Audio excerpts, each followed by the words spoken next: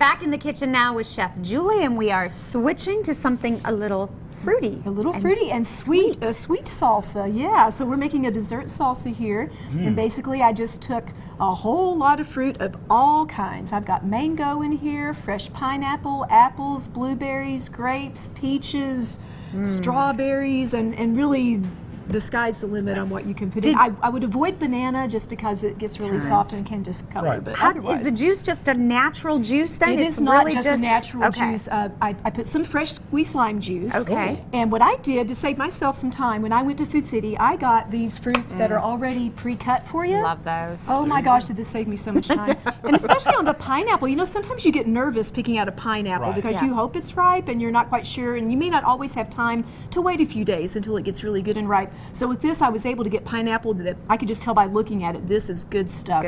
And so I used some of the juice from this pineapple, and I also squeezed an orange, and I kind of put that in.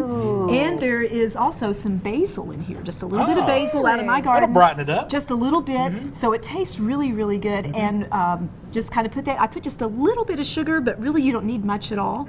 And then just let that marinate, and there you have. And that's not just to eat like with these chips that we're about to make, but like, let's say that you grilled some fish, and you wanted to serve this underneath your grilled fish. I can see that. You can see that. You've just elevated that dish to a gourmet restaurant. Oh my goodness, and this is so fresh and so delicious, and there's a lot of texture crunch in there too with the different textures of fruit, so it's really awesome. But what's a great accompaniment are these little cinnamon chips, which are so simple to make. And you know, I don't know if you remember on the last time I was here, we used tortillas for a lot of things with sandwiches.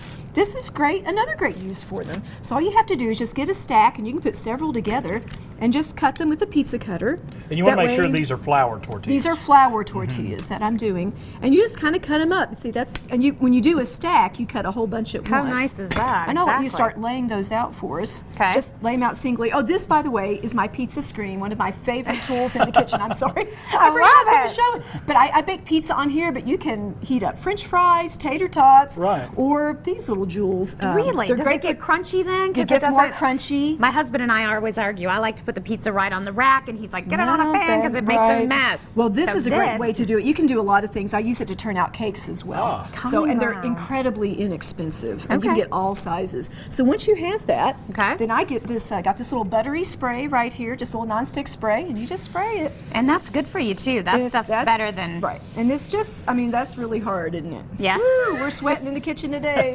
And people are going to think we sweat in the kitchen. I know. And then you just get a little cinnamon sugar here, just sprinkle on. And I baked mine at 350 degrees for about 15 minutes. And that's it. And when they come out, I don't know if anybody is brave and wants to try one of these delicious chips. Be brave. You can even put yours in the fruit. It's just, it's so delicious. Well, you got a good brunch too. How long did you bake them? About 15 minutes is all it took. Here you go. And you can also do ginger sugar if you want to use powdered ginger in your sugar instead of powdered cinnamon. That's another little different flavor profile that's kind of fun to try. Anytime you could substitute. Isn't that delicious? Eat these I all could day sit long. there and eat those all day. So this is just, really I mean, it's a great dessert, but again, you can use it as a part of your main dishes as well. So it's just a real flexible thing, and it screams summer. If we had an audience here, we'd be like, everybody, thank you. Yes, exactly. If you were at one of our live shows again. Hey, bakingwithjulie.com, and you can find more videos, great recipes, everything you need to know, and of course, foodcity.com for more on the products.